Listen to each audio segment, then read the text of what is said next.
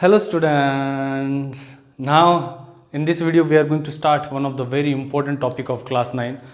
बच्चों मैं हमेशा से कहता आया हूँ कि फाउंडेशन इज़ वेरी इंपॉर्टेंट, क्योंकि मैं जो बात करता हूँ क्लास 10 की, मैं बात करता हूँ क्लास 9 की, मैं बात करता हूँ कंसेप्ट्स की, 9th के कंसेप्ट्स की, 10th के कंसेप्ट्स की। क्यों बच्चों?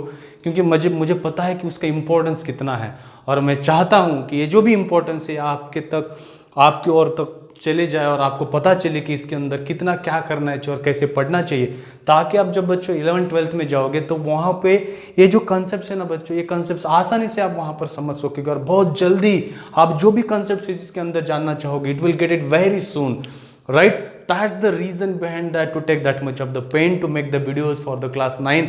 You can consider as the foundation video.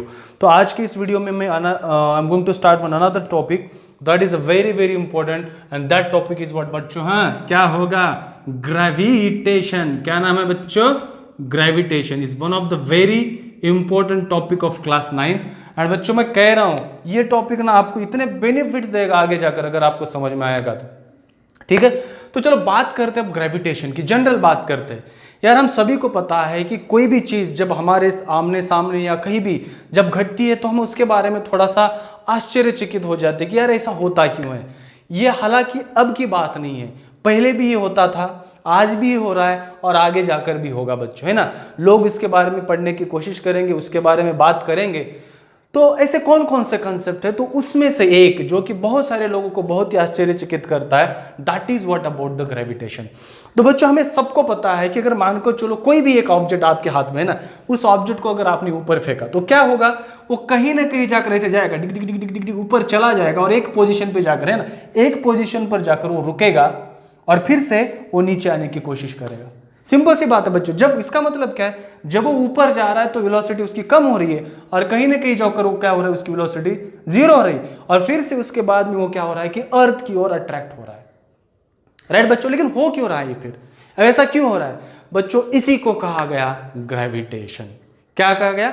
Gravitation. अब उसके पीछे बहुत सारे स्टोरीज है, बहुत सारे इंपॉर्टेंट, ये गैलीलियो से, एरिस्टोटल से चला आया हुआ कंसेप्ट है ग्रेविटेशन। लेकिन हम उतना डेप्थ में जाने की बात नहीं करेंगे। We will start from the Newton's law of gravitation itself. अब न्यूटन्स लॉ ऑफ ग्रेविटेशन शुरुआत कहाँ से हुई इसकी बच्चों? As you know very well, there is one of the very famous incident was took place with the Newton. The apple fell somewhere surrounding the Newton where he was sitting under the apple tree. Simple सी बात है। तो वो कहीं ना कहीं Apple के पेड़ के नीचे या कहीं पर बैठे होंगे, और एप्पल क्या हो, ऊपर से ऐसे टपाक से गिरा।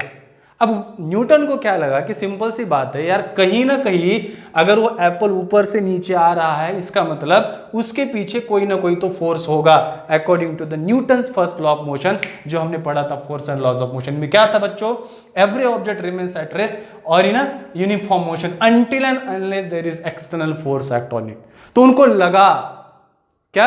उनको लगा कि ये जो एप्पल है, that apple is fail toward the अर्थ, इसका मतलब उसके पीछे कोई ना कोई तो फोर्स बिल्कुल है, जरूर है। तो उन्होंने इसके पीछे थोड़ा सा और उन्होंने इमेजिन किया कि यार कोई भी ऑब्जेक्ट इस यूनिवर्स में क्या होता होगा कि एक दूसरे की तरफ अट्रैक्ट होता होगा। सिंपल सी बात है, जैसे कि एप्पल अर्थ की ओर अट्रैक्ट हुआ, हाँ या ना? सिंपल सी बात है बच्चों। ये तो इनका सिंपल सा इमेजिनेशन है। यही सिंपल सा इमेजिनेशन बच्चों हमें कितना बड़ा लॉ देकर चला गया, जो कि मैथमेटिकली और थ्योरेटिकली भी वेल प्रूव्ड है। That's the reason the gravitation topic is a very very important. अब हम बात करते हैं कि हालांकि ठीक है, सिंपल सी बात है, अब ये कौन कौन से कंसेप्ट इस ग्रेविटेशन में बात किसकी करेंगे? सिंपल सी बात है, कोई भी ऑब्जेक्ट ऊपर फेंका गया, नीचे आ रहा है। और बात करेंगे कि सभी प्लैनेट्स, चाहे वो मून हो that is revolving around the अर्थ, चाहे सभी प्लैनेट जो हो जो कि सन के अराउंड घूमते हैं, क्यों घूमते हैं? सिंपल सी बात है बच्चों, मानकर चलो कि वहां पर we know very well around this earth the moon is revolving, but in which orbit? In a circular orbit. This is a very important. लेकिन ये जो मून है, why this moon is revolving around the earth? There must be some force. उसके पीछे कोई ना कोई तो फोर्स होगा, बिल्कुल होगा। And that force is always, it look like that. Newton ने कहा है कि ये जो मून है, ये लगता है कि यार अर्थ की ओर क्या हो रहा है, it will fall on the earth and it will collide at any time. लेकिन वो ऐसा होता है कि नहीं होता है। क्यों? क्योंकि ये रिवॉल्विंग लाइक दैट। अगर मानकर चलो कि हमने क्या किया कि आप एक सिंपल सा एग्जांपल ले लो, एक थ्रेड ले लो और इस थ्रेड को एक क्या करो आप बच्चों, स्टोन लगाओ और उसको ऐसे घुमाओ। ऐसे घुमाते घुमाते अगर मानकर चलो कि आपने वो स्टोन क्या किया, इस पॉइंट पर रिलीज कर दिया, ऐसे इस पॉइंट पर रिलीज कर दिया, तो क्या होगा, वो सिंपल सी बात है बच्चों, इस डायरेक्शन में चला जाएगा। अगर आपने इसको यहाँ पर छोड़ दिया तो इस डायरेक्शन में चला जाएगा, अगर आपने यहाँ पर छोड़ दिया तो इस डायरेक्शन में चला जाएगा। मतलब जहां पर आपने छोड़ा वो उसी दिशा में चला जाएगा। This is a very simple thing. लेकिन ऐसा ये प्लैनेट्स के साथ क्यों नहीं हो रहा है? Why does the moon is not approaching directly toward the earth? Simple सी बात है, अगर मानकर चलो भाई यहाँ पर कोई ना कोई अगर फोर्स मानकर जीरो हो गया तो मून क्या होगा बच्चों, सिंपल सी बात है, अर्थ के ऊपर आकर कोलाइड होगा। लेकिन ऐसे हो रहा है कि ना, तो इसका मतलब कोई ना कोई तो वहां पर फोर्स है जो कि क्या कर रहा है, मून को कंप्लीटली सर्कुलर ऑर्बिट में घुमा रहा है। And that force which is present here बच्चों is called as what, centripetal force. Which force? Exactly, centripetal force. ये फोर्स रिस्पॉन्सिबल है उस मून को रिवॉल्व करने के लिए। सिंपल सी, हमने यहां पर कहा एक एक्सपेरिमेंट जो कि मैं थ्रेड लेकर ऐसे घुमा रहा हूं, तो वहां पर कौन सा ऑब्जेक्ट रोल प्ले कर रहा है? Same thing. कौन सा फोर्स प्ले है बच्चों, कौन सा फोर्स वहां पर एक्ट हो रहा है? Centripetal force. क्या है ये सेंट्रीपिटल फोर्स? सेंट्रीपिटल फोर्स मतलब जो फोर्स की ऑब्जेक्ट के ऊपर एक्ट करता है और वो भी कहां पर, toward the centre, that type of force is called as the centripetal force. Correct? क्या कहेंगे हम सेंट्रीपिटल फोर्स के बारे में, हम बाद में जाकर उसके डेफिनेशन में बताऊंगा आपको। बस हालांकि आपको इतना जानना है कि ये फोर्स क्या है, ये क्यों हो रहा है। सिमिलरली अगर न्यूटन ने जो एक्सपेरिमेंट किया, क्या एक्सपेरिमेंट किया भाई साहब, सिंपल सा एक्सपेरिमेंट है उनका। क्या एक्सपेरिमेंट है कि उन्होंने कहा wherever he was sitting, there is one apple fell down like that toward the ground. This is what the ground. Correct? और मानकर चलो कि this is what the apple, this is what the apple and this is what the earth, somewhere like that. Simple सी बात है यार, obviously that tree is on the earth itself. Okay, समझ लो मेरी बात, मैं क्या कर रहा हूँ, समझाने की कोशिश कर रहा हूँ। अब न्यूटन ने क्या इमेजिन किया, न्यूटन ने क्या इमेजिन किया कि अगर एप्पल अर्थ की ओर जा रहा है, is it possible that earth will also travels toward the Apple? Simple सा ऑब्जेक्ट है ना, अगर हर एक ऑब्जेक्ट अगर इस यूनिवर्स में अगर एक दूसरे की तरफ अट्रैक्ट कर रहा है, इसका मतलब अगर एप्पल अर्थ की ओर जा रहा है, इसका मतलब अर्थ भी एप्पल की ओर आना चाहिए। लेकिन ऐसा तो होते हुए दिख रहा है कि वहां पर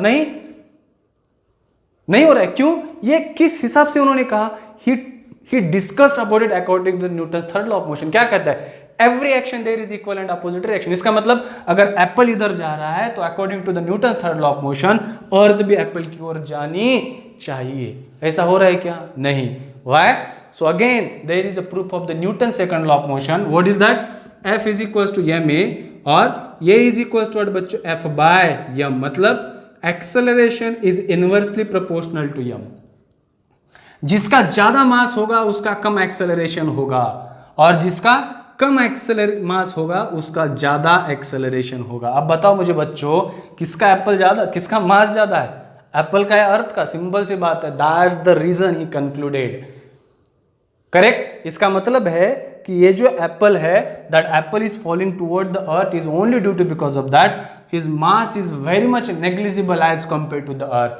That what exactly the reason. And finally he has given one of the very important law in physics बच्चों, जिस लॉ ने बहुत सारी चीजें बदल दी। अब वो क्या लॉ है मैं आपको बोल देता हूँ। What he has considered, there are, हम यहाँ पर लिखेंगे क्या, Newton's law of what है, gravitation। Newton's law of gravitation बच्चों ये सबसे इंपॉर्टेंट है, बहुत बहुत इंपॉर्टेंट है। समझ में आ रहा है मैं क्या बोल रहा हूं? So very very important. So what exactly is the Newton's law of gravitation? Now what he has considered, he considered, let us suppose there are two objects are there, one has mass m1 and another object which has mass m2, isn't it? And they are separated by some distance, what it is to be called as r। अब बच्चों हम सबको पता है कि ये object इसके ऊपर फोर्स लगाएगा और ये ऑब्जेक्ट इसके ऊपर फोर्स लगाएगा कि नहीं लगाएगा? बिल्कुल लगाएगा, है ना? समझ में आ रहा है? So this objects will exert a force on that and this will exert a force on that, but which type of force is the attractive और द रिपल्सिव? कौन सा फोर्स होगा? 100% जो फोर्स होगा बच्चों कौन सा होगा? रिपल्सिव होगा या अट्रैक्टिव होगा? अट्रैक्टिव फोर्स होगा, रिपल्सिव नहीं होगा। अगर रिपल्सिव होगा तो you know what are the consequences. तो यहां पर जो भी फोर्स होगा बच्चों वो कौन सा फोर्स है? अट्रैक्टिव फोर्स है। समझ में आ रहा है? तो इन दो ऑब्जेक्ट के बीच में कौन सा फोर्स है? अट्रैक्टिव। मैंने कहा, न्यूटन ने कहा कि एप्पल ऊपर से नीचे गिरा, तो मतलब एप्पल जो है वो अर्थ की ओर क्या हो रहा है? अट्रैक्ट हो रहा है। उसी तरह अर्थ भी अब एप्पल की ओर क्या हो रही होगी? अट्रैक्ट हो रही होगी। हमने वो कॉन्सिक्वेंसेस पहले देखे। चलो अब देखते हैं क्या क्या कहता है। Now they will exert a force on that, no doubt, with each other. So this force, according to the Newton's law of gravitation, what is stated? This force is directly proportional to the product of their masses. What is the force? This gravitational force, the force which acts between these two objects, is directly proportional to the product of their masses and inversely proportional to the square of the distance between them. This what exactly is called as the Newton's law of gravitation. बच्चों, ये सबसे important law है। क्या कहता है कि force is proportional to the product of the masses and force is inversely proportional to the square of the distance between them. बच्चों, हम ये जो स्क्वायर ऑफ द डिस्टेंस है ना, बाद में जाकर हम प्रूव करेंगे, लेकिन अभी आपको यह समझना होगा कि इन दोनों के बीच में जो भी फोर्स ऑफ अट्रैक्शन है, ना कि ये फोर्स है, सभी इस यूनिवर्स में जो भी ऑब्जेक्ट एक दूसरे की तरफ अट्रैक्ट हो रहे हैं, उन दोनों के बीच का जो भी फोर्स होगा वो कैसे होगा बच्चों? Proportional to their masses and inversely proportional to the square of the distance between them. तो स्टेटमेंट क्या कहता है बच्चों? Statement is one of the very important. क्या है? Every object in the universe attracts every other object with the force which is what? Directly proportional to the what? Product of their masses and inversely proportional to the square of the distance between them. This what exactly is the statement बच्चों? ये statement ना सबसे जबरदस्त statement है बच्चों। और ये जो भी फोर्स लग रहा है ना बच्चों, this force acts along the line joining between them. ये फोर्स कहीं दूसरी तरफ नहीं लग रहा है बच्चों। समझ में आ रहा है? जहां पर इन दो मासेस की जहां पर ये लाइन जॉइनिंग होगी, वहीं पर ये जाकर क्या हो रहा है? फोर्स अट्रैक्ट हो रहा है, फोर्स लग रहा है। This type of force is called as which force बच्चों? Gravitational force. तो इन दो ऑब्जेक्ट के बीच में कौन सा फोर्स है बच्चों? हाँ, ग्रेविटेशनल फोर्स है। कौन सा फोर्स है? Gravitational force. और ये जो फोर्स है क्या कह रहा है भाई साहब? proportional to the product of the mass, dig like that, हाँ, और inversely proportional to the square of the distance between। अगर मैं इसको कंबाइन इफर्ट लिखूं तो क्या होगा बच्चों? F is proportional to m1 m2 divided by r square। F क्या है? It's directly proportional to the m1 m2 divided by r square. ये कंबाइन इफेक्ट है। अब मैं जरा क्या करता हूं, थोड़ा आगे जाकर हम इसको लिखेंगे। So I am just going to rub this part बच्चों, ताकि आपको समझ में आ जाए कि यहां पर होने वाला क्या है ना। तो यहां पर जो कंसेप्ट होगा बच्चों, ये क्या है? F is proportional. और जब कभी भी अगर मुझे इसको इक्वल लिखना है तो इक्वल लिखना है, F इज इक्वल्स टू, तो इस डायरेक्टली प्रोपोर्शनलिटी का एक कांस्टेंट टर्म आती है बच्चों, this constant term is called as G, हाँ, m1 m2 divided by r square. बच्चों, this is what called as the gravitational force equation. Which equation? Gravitational force equation. बच्चों ये जो है ना ये बच्चों याद में रखिएगा आप, ये सबसे इंपॉर्टेंट है। तो ग्रेविटेशनल फोर्स क्या है? F is equal to G m1 m2 divided by r square. और बच्चों इसी को कहा गया क्या? यूनिवर्सल, हाँ, यूनिवर्सल लॉ ऑफ ग्रेविटेशन। किसका लॉ बच्चों? Universal law of gravitation. क्यों कहा गया यार इसको यूनिवर्सल लॉ ऑफ ग्रेविटेशन? क्योंकि बच्चों ये जो लॉ है, this law is applicable to each and every object which are present in the universe. That's the reason यार statement देखो ना, statement क्या करे? Every object attracts exactly, है ना। तो इसका मतलब है कि this force acts on the smallest small and largest objects in the universe. इसका मतलब छोटे से छोटे लेकर बड़े से बड़े जो भी पार्टिकल्स होंगे, जो भी यहाँ पर होंगे बच्चों, उनके ऊपर क्या होगा? ये फोर्स ऑफ अट्रैक्शन एक्ट होगा। Law of Newton's law of gravitation क्या होगा? एक्ट होगा। और दूसरा भी इसे कहा जाता है बच्चों inverse square law of distance. Inverse square law of distance, inverse square law of distance. समझो बच्चों, ये जो है ना ये बहुत इंपॉर्टेंट है। अब इस फॉर्मूले के ऊपर शायद आपको समझ में आ रहा होगा, ये g जो है ना बच्चों ये कांस्टेंट है। अब f क्या होता है, हम सबको पता है कि f तो फोर्स है, और फोर्स का यूनिट क्या होता है, ऐसा यूनिट क्या होता है, सबको पता है क्या है बच्चों, न्यूटन है। हाँ या ना? हाँ सर, क्या है, न्यूटन है। मतलब फोर्स तो फोर्स रहेगा, हमने देखा था force and laws of motion में बच्चों की फोर्स क्या होता है, उसके यूनिट्स क्या होता है। लेकिन अब यहां पर हम बात कर रहे हैं ग्रेविटेशनल फोर्स की। मतलब क्या है बच्चों की, ये जो इक्वेशन है, इस इक्वेशन से हमें समझ में आता है कि ये जो ग्रेविटेशनल फोर्स है, ये फोर्स दो ऑब्जेक्ट के बीच में लगता है हमेशा, चाहे उसके डिपेंड्स अपॉन द मास। ये तो मैंने पहले एक्सप्लेन कर चुका हूं आपको। क्यों ये इंपॉर्टेंट है, ये इंपॉर्टेंट इसलिए है बच्चों।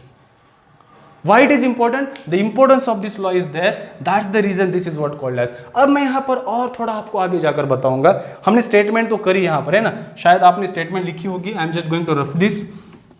अब यहाँ पर हम क्या करेंगे, इस लॉ में, इस फॉर्मूला में एक वैल्यू हमें मिली है, that value is called as the capital G. है ना बच्चों, मिली है कि नहीं मिली? मिली है सर, मिली।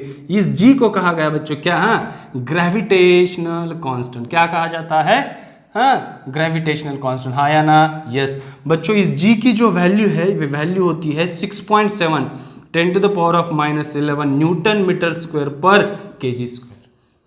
हाँ या ना? यस सर, है ना। तो अब हमने कहा कि इस जी का जो ऐसा यूनिट होता है, ऐसा यूनिट क्या है बच्चों? न्यूटन मीटर स्क्वायर पर केजी स्क्वायर। आप बोलोगे कि सर ये न्यूटन मीटर स्क्वायर पर केजी स्क्वायर आया कैसे? बच्चों सिंपल सा है। अब क्या करो, आप इस r को इधर लेकर जाओ तो क्या होगा, g is equal to F r square बनेगा, और डिवाइडेड बाय क्या बनेगा बच्चों? m1 m2 बनेगा। अब मुझे बताओ f का यूनिट क्या है? न्यूटन, r मतलब distance, metre square, m1 kg, इस m2 का kg into kg square. This is what exactly we are getting the value of the gravitational constant. Value of the gravitational constant बच्चों हमेशा याद रखना, g और f क्या है? प्रोपोर्शनल से। समझ में आ रहा है? तो g f की वैल्यू भी, फोर्स की वैल्यू भी बच्चों किसके ऊपर डिपेंड करती है? g के ऊपर डिपेंड करती है। हाँ या ना? This what exactly is the concept it is to be called as the Newton's law of gravitation और gravitational force expression.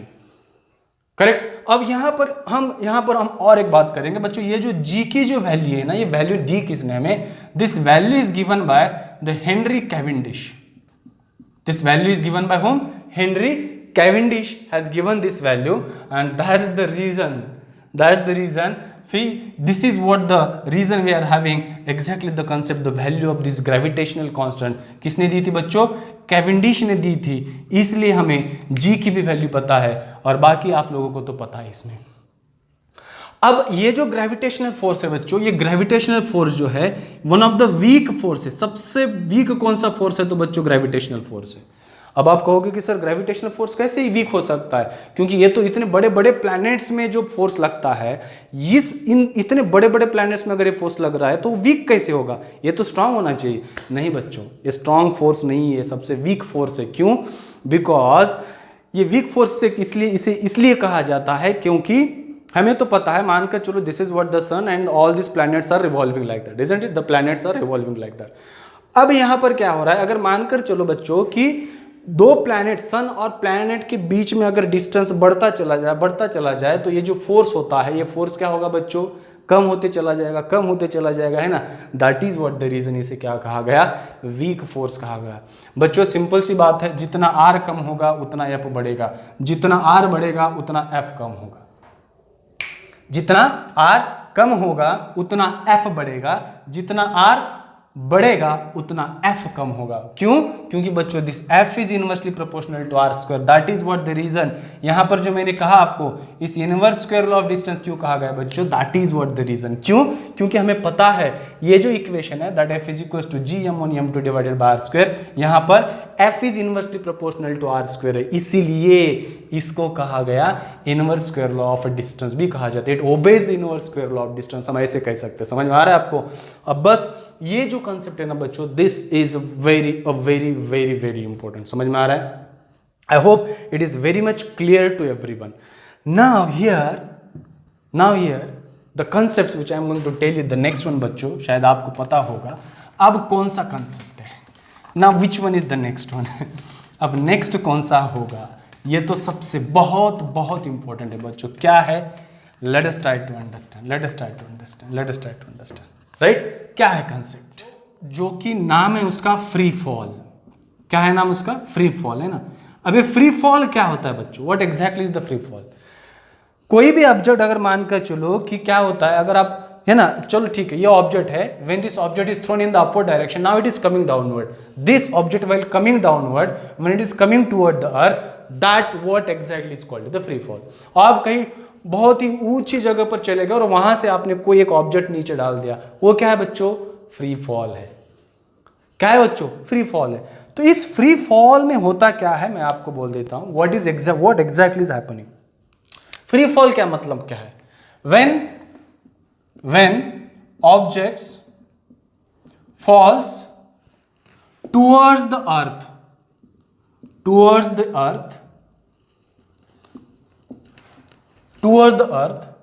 in the presence of क्या होगा बच्चों यहां पर? Gravitational force alone, in the presence of gravitational force only, then we said it is in, क्या कहोगे आप? Free fall. That's it बच्चों। कोई भी ऑब्जेक्ट ऐसे, है ना, छोड़ दिया उसको हमने अपने यहां से, अगर मान कर चलिए इस ऑब्जेक्ट को अपने नीचे छोड़ दिया, तो ये क्या है बच्चों? कंप्लीटली अंडर है फ्री फॉल है। क्यों? हम सबको पता है this is what the earth, it is falling toward the अर्थ। अब जब ये ऑब्जेक्ट इस तरफ फॉल हो रहा है, इसका मतलब कंप्लीटली ग्रेविटेशनल फोर्स के ही इन्फ्लुएंस में है वो, इसलिए तो ऊपर से नीचे आ रहा है। अब हम यहां पर अगर हम बात करेंगे, जब हम फ्री फॉल की बात करते हैं बच्चों, आप सभी को पता है, अगर हम अर्थ का मास ले ले, कुछ मास लेते हैं, समझो अगर हम मास ले लेंगे ना, चलो कैपिटल एम अर्थ का मास है और इस ऑब्जेक्ट का मास है बच्चों स्मॉल एम, राइट। अब जब वो ऑब्जेक्ट नीचे आ रहा है, क्या उसका डायरेक्शन बदलता है? मानकर चलो कि मैंने ये जो कैप है, मैंने एक कैप यहां से रिलीज कर दिया, आप देखो है ना, मैंने एक कैप यहां से रिलीज कर दिया, तो क्या इस कैप का डायरेक्शन बदल रहा है बच्चों? नहीं।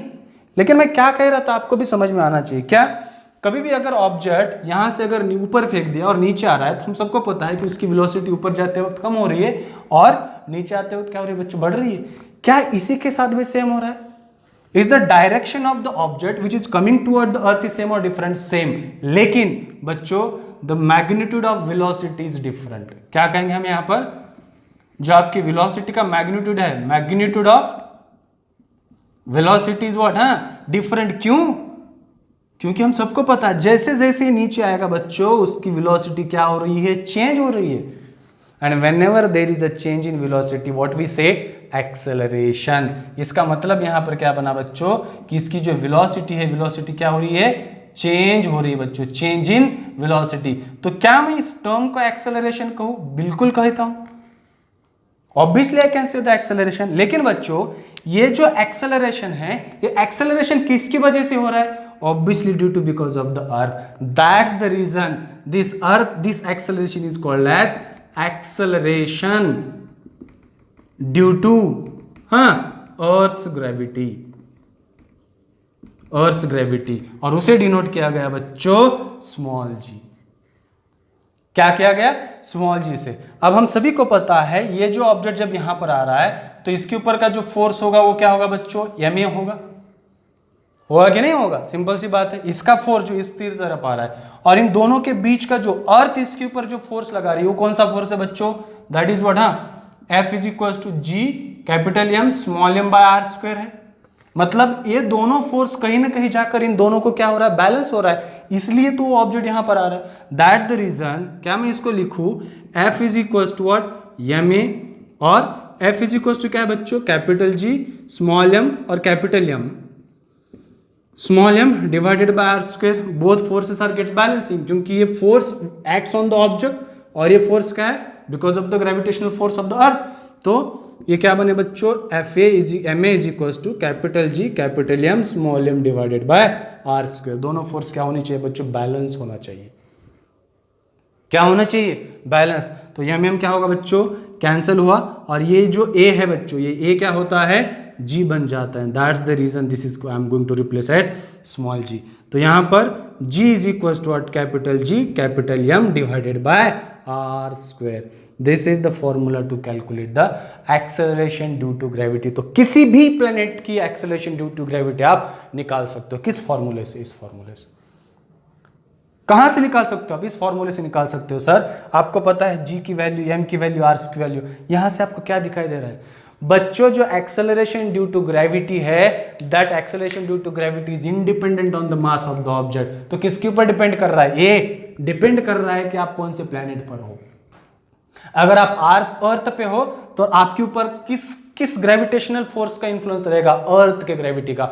अगर मून पर है तो मून के, मार्स पर है मार्स के, चाहे कहीं पर भी हो ऑब्जेक्ट, वहां पर उस प्लैनेट का इंफ्लुएंस रहेगा। This is what. क्या आपको यहां पर स्मॉल m दिखाई दे रहा है बच्चों? नहीं। क्या दिखाई दे रहा है? g दिखाई दे रहा है, m दिखाई दे रहा है, r दिखाई दे रहा है। r का मतलब क्या है? इन दोनों के बीच की जो दूरी है, इसके बीच में वो डिपेंड करता है, नो डाउट। लेकिन मास के ऊपर डिपेंड करता है क्या? ना ना ना ना ना। This is the concept, this is the concept बच्चों, आपको ये समझ में आना चाहिए, राइट। अब यहां पर और हम इसके बारे में जानने की कोशिश करेंगे, थोड़ा सा फ्री फॉल के बारे में, क्योंकि बच्चों फ्री फॉल जो है ना वो बहुत ही इंपॉर्टेंट और फैसिनेटेड कॉन्सेप्ट है, बहुत ही इंपॉर्टेंट और फैसिनेटेड कॉन्सेप्ट है। यहां पर मैं फिर से लिखता हूं F इज इक्वल टू ए में, ठीक है। यहां पर हमने अगर मानकर चलो कि G की वैल्यू ले ली बच्चों 6.67 और 6.7 10 to the power of -11 newton metre square पर kg स्क्वायर ले ली। और यहां पर मास ऑफ अर्थ कितनी ले ली बच्चों? दैट इज 6 इंटू जो है सो ले ली हमने। और रेडियस ऑफ अर्थ ले ली बच्चों हमने कितना? दैट इज 6400 किलोमीटर, ये एक्चुअल है। तो acceleration due to of gravity, अगर आप ये सभी वैल्यूज रखोगे बच्चों इस फॉर्मूले में, capital G m e divided by इस r को आप कैपिटल R e लिख सकते हो, r e स्क्वायर। तो आपको इसकी वैल्यू आएगी बच्चों Ge इज इक्वल टू कितना? 9.8 मीटर पर सेकंड स्क्वायर। प्रैक्टिकली आप इसको कितना ले सकते हो? 10 मीटर पर सेकंड स्क्वायर लिख सकते हो। इसका मतलब है हमारे अर्थ की जो एक्सेलरेशन ड्यू टू ग्रेविटी वो कितनी है? 9.8 मीटर पर सेकंड स्क्वायर। ये जो फंडा है ना बच्चों, this is a very very very important, right. तो अर्थ की जो ग्रेविटी है वो अर्थ की ग्रेविटी कितनी है? 9.8 मीटर पर सेकंड स्क्वायर है बच्चों। हम कंपेयर करेंगे दूसरे प्लेनेट के साथ। अगर आपको कंपेयर करना है तो उसको कैसे कंपेयर किया जाता है, that also I will tell you. लेकिन this is a very important, right. अब हमने माना कि अर्थ की जो ग्रेविटेशनल वैल्यू है वो कितनी है बच्चों? 9.8 मीटर पर सेकंड स्क्वायर है।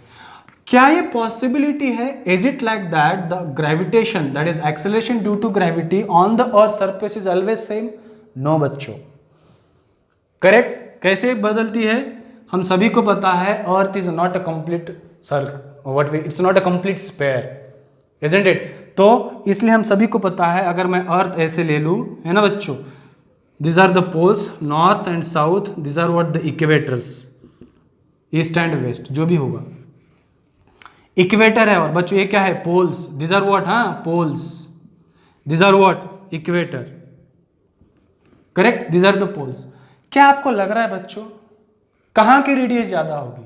Obviously from this point, from this center, this one is what? हाँ, less, and this one is what? हाँ, लार्ज। That the reason. ये बच्चों रेडियस ऑफ इक्वेटर है और ये रेडियस ऑफ पोल है। तो किसकी रेडियस ज्यादा है बच्चों? Radius of equator is greater than radius of pole. तो क्या होगा इस केस में? हमें पता है this G is inversely proportional to the what? हाँ, distance, square of the distance. इसलिए जिसका ज्यादा डिस्टेंस होगा उतना कम एक्सेलरेशन ड्यू टू ग्रेविटी होता है। दैट्स द रीजन बच्चों कहाँ की ग्रेविटेशनल ज्यादा है? G value is maximum at the poles and minimum at the equator। Simple सी बात है बच्चों, ये कंसेप्ट आपको समझ में आना चाहिए। मतलब अगर मानकर चलो कि कोई बंदा है, अगर वो यहां से ट्रैवल कर रहा है, किधर? इक्वेटर से अगर पोल की ओर ट्रैवल कर रहा है बच्चों, तो इसकी G की वैल्यू बढ़ती चली जाएगी। और अगर ये फिर से नॉर्थ पोल से अगर इक्वेटर की तरफ आ रहा है तो G की वैल्यू क्या होगी बच्चों? कम होगी। तो ये आपको, this is under a note I am giving you, ये आपको समझना होगा। तो अर्थ के ऊपर भी ये G की वैल्यू क्या हो रही है बच्चों? वेरी हो रही है। क्यों? क्योंकि हमको पता है this G is inversely proportional to the square of the distance between them, that the reason. और हमें सिंपल सी बात है, अब क्योंकि हमें पता है earth is not a complete square, इसलिए हम क्या कह रहे हैं, the distance at the equator is more and the distance at the pole is what the less. जहां पर डिस्टेंस कम होगा वहां पर जी ज्यादा होगा, जहां पर जी ज्यादा होगा, आर ज्यादा होगा, वहां पर जी क्या होगा, कम होगा। होगा कि नहीं होगा? बिल्कुल होगा बच्चों।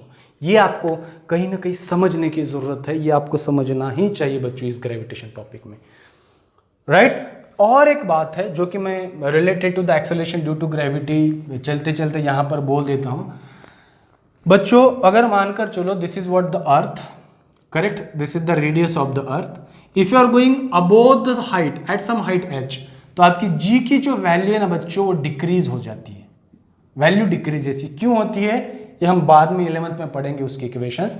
और अगर आप डेप्थ में भी जा रहे हो, अर्थ के अंदर भी जा रहे हो बच्चों, तब भी डिक्रीजेस एट हाइट अगर ऊपर जा रहे हो, जी ऑल्सो डिक्रीजेस बच्चों, जी की वैल्यू क्या होती है, डिक्रीजेस एट डेप्थ। मतलब चाहे आप ऊपर जाओ चाहे आप नीचे चले जाओ, जी की वैल्यू क्या हो रही है बच्चों, कम हो रही है। तो ये जी की वैल्यू जो 9.8 मीटर पर सेकंड स्क्वायर है, ये कहां पर कांस्टेंट है? कांस्टेंट है बच्चों on the surface of the earth only, on the surface of the earth. This is one of the fascinated concept in physics. तो ये कहना क्यों चाहता हूं मैं, ये बोलना क्यों चाहता हूं, इसलिए तो कह रहा हूं मैं ये कंसेप्ट क्यों इंपॉर्टेंट है बच्चों, right. Hope it is very much clear to everyone. Now how to get all these things and how to get rid of this is one of the important thing. ठीक है बच्चों, तो ये हमने free fall के अंदर जाना कि actually acceleration due to gravity क्या होता है और इसके ऊपर के कुछ एग्जांपल्स भी करेंगे। और अब यहाँ पर कुछ एग्जांपल्स पूछे जाते हैं बच्चों, क्या कंपैरिजन किया जाता है कि acceleration due to gravity of the another planet with what, earth. तो यहाँ पर लिख देता हूं मैं, क्या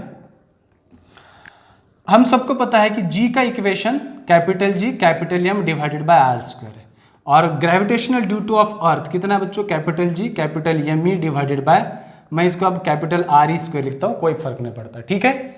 और किसी प्लैनेट का if you wanted to calculate the g p और the acceleration due to gravity of any other planet, तो आप इसको क्या करोगे बच्चों, g p is equal to capital G M P divided by R P square, correct. आपको g p का निकालना है तो इन दोनों का रेशियो लिया करो, GP divided by G is equal to क्या होगा, जीपी कितना है बच्चों, capital G capital MP divided by RP square, और इसको फिर से डिवाइड करोगे तो capital G capital M E divided by R E whole bracket square. तो जी जी कैंसिल होगा बच्चों, ये आर ई स्क्वायर ऊपर चला जाएगा, तो क्या इक्वेशन बनेगा, जीपी अपॉन जी, जीपी कितना है, अब मैं यहां पर लिख देता हूं M P divided by M E होगा into R E square, R E square divided by R P square होगा बच्चों, और ये आपका रेशियो बना। तो आप यहाँ पर वैल्यूज पुटअप करो और यहाँ से आप क्या कर सकते हो,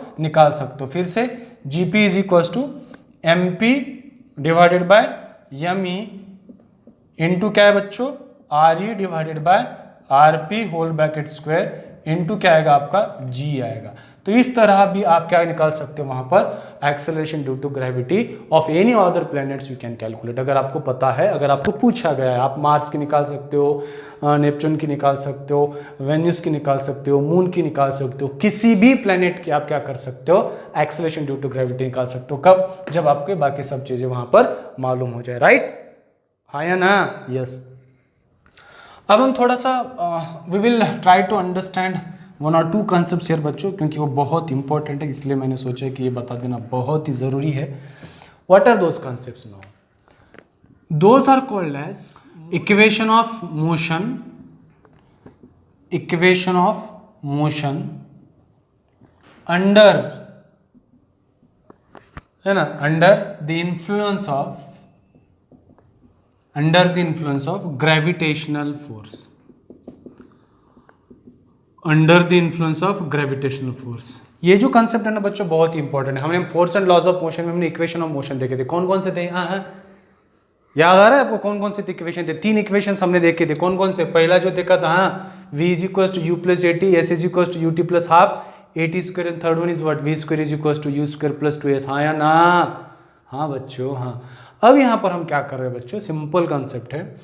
यहाँ पर अगर मैं मानकर चलूँ कि as you all are very much know, for that purpose let us suppose this is one ground and from that ground what we are going to do is that ठीक है, चलो एक ग्राउंड ले लेते हैं, this is what the ground and one object is thrown in the upward direction, right बच्चों।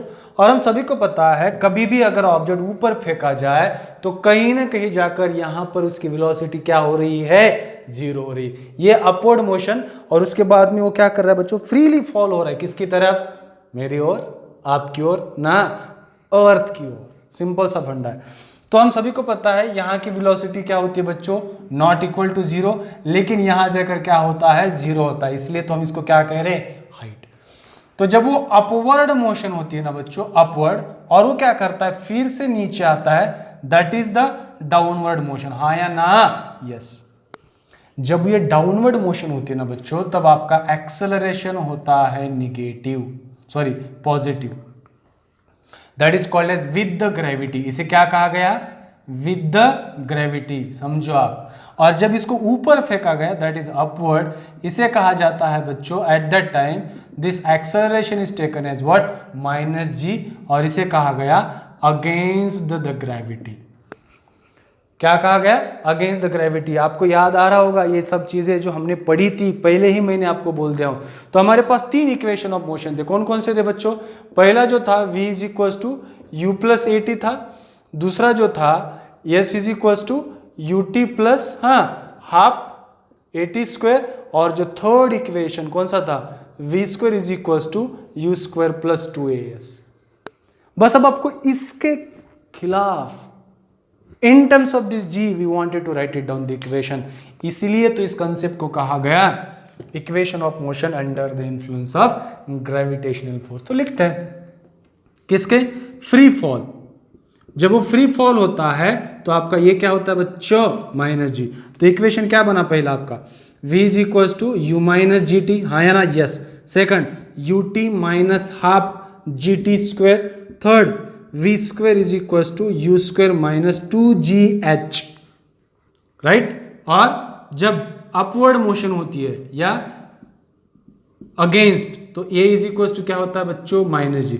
Sorry, free fall में क्या होता है, ये प्लस होता है, right,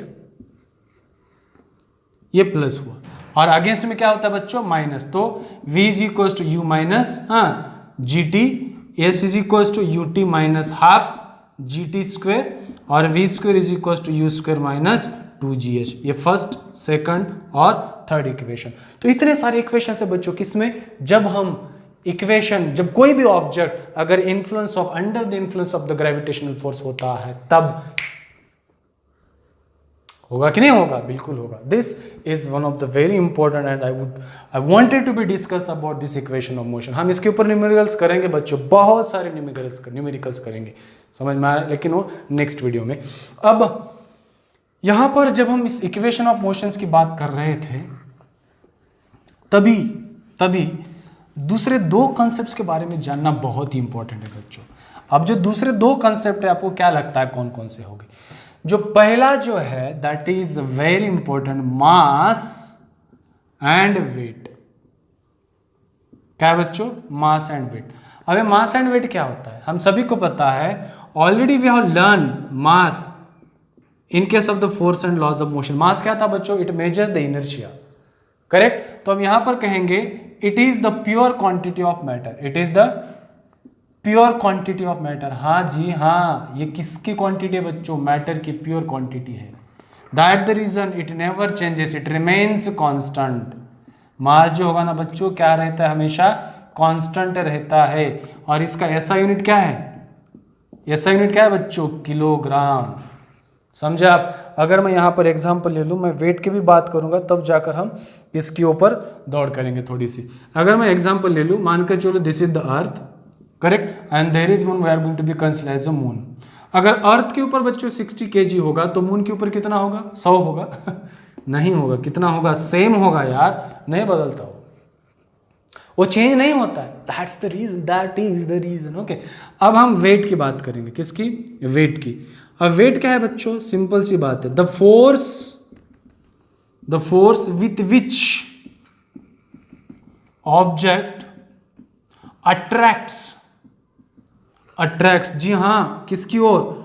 towards the earth, that what it is to be called as the weight. मतलब जिस फोर्स से उस ऑब्जेक्ट को अर्थ अपनी ओर खींच रही है उसे कहा जाता है weight. Now let us suppose my own weight is near about 70 or 80 kg, right? But weight not a weight, it's a mass, but weight multiplied by 10 automatically it will get. मतलब हम सबको पता है कि कभी भी किसी भी ऑब्जेक्ट के ऊपर अगर फोर्स एक्ट हो रहा है तो फोर्स क्या होता है? F is equal to ma। लेकिन जब वो फोर्स हमको पता है क्या है? अर्थ को अट्रैक्ट कर रही है, अर्थ अट्रैक्ट कर रही है उसको, तो ये समय ये जो आपका ये है ना बच्चों, ये क्या बदल जाता है? g होता है। तो ये W इज इक्वल टू बना m इंटू जी, राइट? और इसका जो ऐसा यूनिट है, यूनिट क्या है बच्चों? कौन सा यूनिट? ऐसा यूनिट क्या है वेट का? हाँ, न्यूटन है। क्या है वेट? ऐसा यूनिट किसका? इस किसी भी ऑब्जेक्ट का, किसी भी मतलब यूनिट क्या है वेट का? तो न्यूटन है। न्यूटन इज द ऐसा यूनिट ऑफ द वेट। अब हम इसके ऊपर कुछ एग्जांपल करेंगे। कौन से एग्जांपल है? बहुत इंपॉर्टेंट एग्जांपल। क्या एग्जांपल है? चलो अगर मानकर चलो कि मैं मास और वेट का एग्जांपल देता हूं। क्या है? Weight remains constant? No, weight goes on changes as you change the planet. Earth के ऊपर आप कहीं पर भी जाओ सेम रहेगा। लेकिन अगर आप दूसरी किसी तरफ जा रहे हो तब क्या होगा बच्चों? एग्जैक्टली क्या होगा? बिल्कुल दूसरे प्लेनेट पर जाओगे आपका वेट क्या होगा? बदल होगा। कैसे? मैं यहां पर बोल देता हूं आपको। अगर मानकर चलो कि आप अर्थ पर हो और आपका मास है बच्चों 60 kg, तो वेट कितना होगा? 60 इंटू 10 कितना हुआ? 600 न्यूटन। हाँ या ना? यस। अगर आप मून पर चले गए, this is what the moon, mass तो 60 kg है, लेकिन बच्चों हमें पता है that is equal to how much? 10 newton होगा। ये मैं बताऊंगा आपको क्या है। करेक्ट? तो कितना हो रहा है? 10 न्यूटन हो रहा है। इसका मतलब mass remains same but weight goes on changes. अब मैं इसकी बात करूंगा बच्चों। ये जो कंसेप्ट है, ये जो मैं बोल रहा हूं आपको, ये जो वेट के बारे में बात कर रहा हूं मैं, इसके बारे में जो बात कर रहा हूं, ये बहुत ही इंपॉर्टेंट है। करेक्ट? नोट कीजिएगा इसको। क्या? Acceleration due to gravity of moon with respect to earth कितनी है बच्चों? पता है आपको? That acceleration due to gravity of moon is 1/6 of acceleration due to gravity of earth. अब मैंने कैसे निकाला? हम सभी को पता है क्या फॉर्मूला? एक फॉर्मूला है, मैंने अभी भी आपको दिया था, GP/G क्या है? MP/ME into RE² divided by RP²। इस फॉर्मूले में जब आप वैल्यूज रखोगे बच्चों ये सब, तब आपको कितनी वैल्यू मिलेगी? 1/6। अरे 1/6 मतलब कितना होता है यार? नियर अबाउट 1.66 होता है। करेक्ट? जब आपकी वैल्यू 1.66 आएगी, 0.166 आएगी, तब वो किसको कैसे लिख सकते हो आप? 1/6। इसी तरह weight of object on moon is 1/6 of weight of object on the earth. Correct? अगर आपको किसी भी प्लैनेट्स का अगर वेट कंपेयर करना है तो सेम फॉर्मूला है। क्या है फॉर्मूला? वेट क्या है? अगर मान को चलो वेट ऑफ अर्थ क्या है बच्चों फॉर्मूला? हाँ करो ना यार, फॉर्मूला क्या है? ME into GE। और weight of object on planet क्या होगा? MP into GP। प्लैनेट का निकालना है तो सिंपल सी बात है, दैट इज व्हाट। तो क्या होगा? MP upon ME into GP upon G। इस तरह निकाल सकते हो आप। So these are the many things you can do it बच्चों। बस आपको उस फॉर्मूले को कन्वर्जन करना आना चाहिए। कर पाओगे ना? बिल्कुल कर पाएंगे। ठीक है, तो ये बच्चों मास एंड वेट के रिलेटेड कॉन्सेप्ट्स हुए। अगर मानकर चलो कि कहीं पर कुछ भी हो, मास रिमेन सेम होता है बच्चों। 50 अगर मास है तो मास कहीं पर भी जाओ यूनिवर्स में आपका क्या रहेगा? सेम रहेगा, right? Next one that is Kepler's laws of planetary motion. Kepler's laws of planetary motion. कौन से मोशन? Planetary motion. बच्चों कितने लॉज है? कुल मिलाकर 3 लॉज है बच्चों। फर्स्ट लॉ क्या कहता है देखते हैं। What is the first law? Statement पढ़ेगी, क्या है? All the planets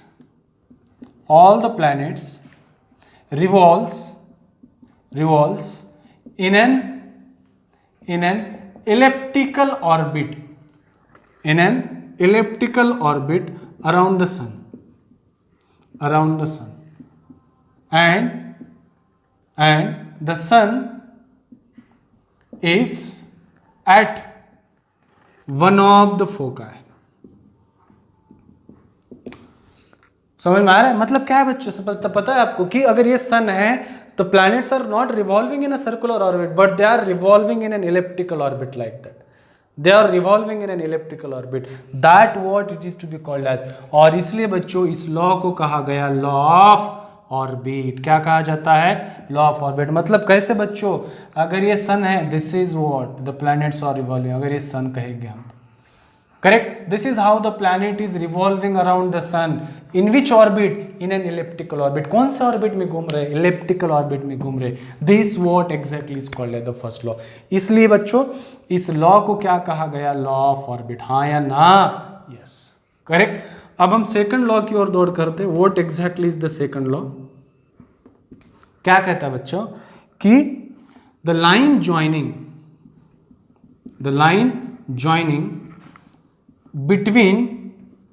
between the sun and planets sweeps out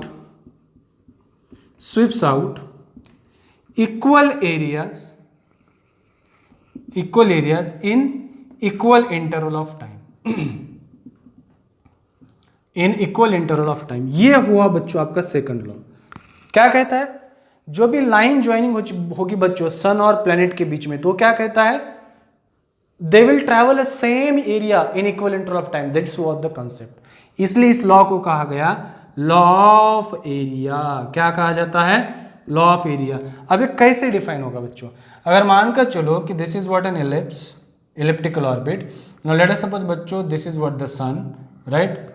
exactly this is what the position. समझ में आ रहा है मैं क्या बोल रहा हूं? Correct, this is the earth centre और द सन भी कहेंगे। Correct, this is what the sun, position of the sun. मानकर चलो कि the same planet has the 2 position. One position is A B, correct, I am going to join this 2 lines A B, and the second position is बच्चों मानकर चलो this is what the C and this is what the D. Correct, planet की 2 positions है। बस मैं इन area को ऐसे shaded कर देता हूं। This is what the one area, this is what the another area, right? तो ये सेकंड लॉ क्या कहता है केप्लर्स का कि उस प्लैनेट को जब ए टू बी ट्रैवल कर रहा होता है उतना ही समय लेता है जब वो सी टू डी ट्रैवल करता है। सी टू डी तक जाने के लिए उतना ही समय जितना कि वो ए टू बी तक जाने के लिए लगता है। लेकिन हम डायग्रामेटिकली अगर देखेंगे ए बी जो आर्क है वो कम है बच्चों किससे? C D. मतलब क्या है? जब प्लैनेट सन के दूर होता है तब उसकी वेलोसिटी कम होती है और जब वो उसके नजदीक होता है तब उसकी वेलोसिटी क्या होती है बच्चों? ज्यादा होती है। That the reason it sweeps out equal areas in equal interval of time. इसलिए यहां पर एरिया ऑफ क्या कहेंगे? O C D is equal to the area of क्या होगा? हाँ, O A B. This is the concept. मतलब ये स्वीप हो रहा है बच्चों, उतना ही एरिया कवर कर रहा है। दैट इज व्हाट यहां का जितना एरिया होगा उतना ही यहां का एरिया होगा। That is the reason it is called as law of area. और यहां पर कह सकते हैं हम क्या? Areal velocity. एरियल वेलोसिटी क्या है बच्चों? कांस्टेंट है सर। क्या है? कांस्टेंट है। नहीं नहीं नहीं, यही तो Newton sorry Kepler second law of motion, planetary motion है बच्चों। पहला लॉ कह रहा है कि यार वो सर्कल में नहीं घूम रहे, वो कैसे घूम रहे? ऐसे इलेप्टिकल ऑर्बिट में घूम रहे, ऐसे इलेप्टिकल ऑर्बिट में घूम रहे, राइट? और दूसरा क्या कहता है? It sweeps out equal areas in equal interval of time. जितना इतना समय ले रहा है उतना ही यहां पर समय ले रहा है। इसका मतलब इससे हमें यह पता चलता है यहां की वेलोसिटी कम है, यहां की वेलोसिटी ज्यादा है। इस कारण इन दोनों को समय तो उतना ही लग रहा है, इसलिए इसका एरिया और इसका एरिया क्या होगा? सेम होगा, सेम होगा, सेम होगा, सेम। राइट बच्चों, तो ये Kepler's first and second law. अब थर्ड लॉ जो है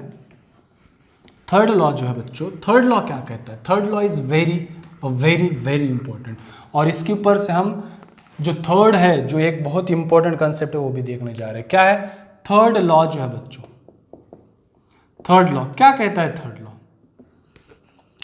the square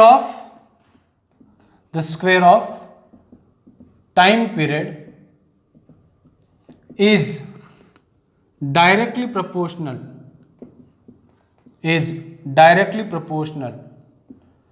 to the cube of semi major axis.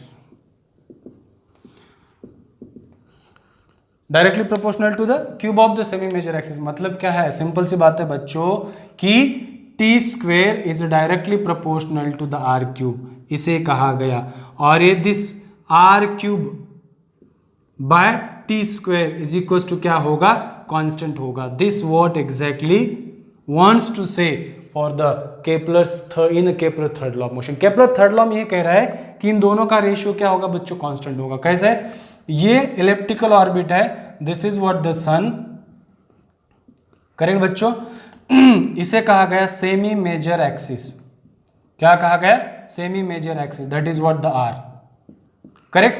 तो जितना भी उस प्लैनेट को इस सन के अराउंड मूव करने के लिए लग रहा है, that square of the time to complete one revolution is proportional toward the cube of semi major axis.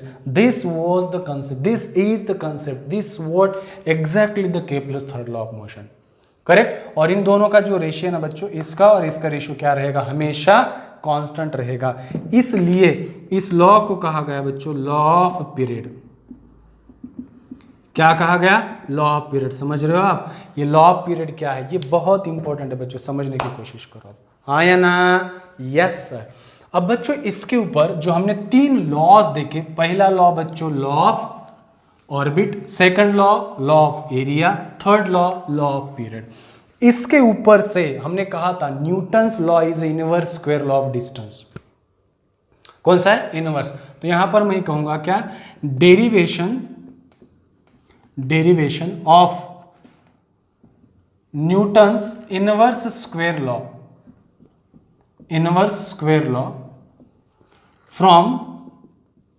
from Kepler's third law of planetary motion। मतलब कि जो हमने देखा F is directly proportional to 1/r², वो कैसे आएगा बच्चों? तो हम यहां पर डिराइव करने वाले। कैसे? अब सभी को पता है, for that purpose assume that the planet is revolving in a circular orbit. Newton has assumed.